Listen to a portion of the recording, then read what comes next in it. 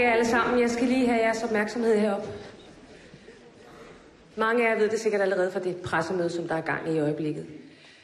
Men som det jo har været drøftet før, så har regeringen, og de bakket op af et enigt folketing, besluttet gradvist over en længere periode at evakuere Danmark på grund af det stigende vandspejl. Okay, tak.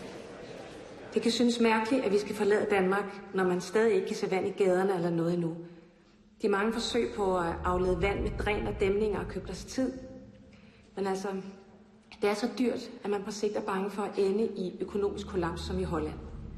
Derfor vil man hellere bruge midlerne nu, i god tid, før vandet alligevel kommer på en genhusning af danskerne, der tilgodeser alle. Og det skal altså helst være før Europa eventuelt begynder at lukke grænserne for flygtninge, tilflyttere og familier som vores.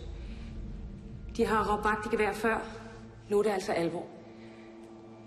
Jeg kan bare ikke forstå, hvorfor den ikke har talt noget mere om det. Men der vil være et nyt pressemøde kl. 15.50 i Statsministeriet, hvor man vil fortælle om flere praktiske oplysninger.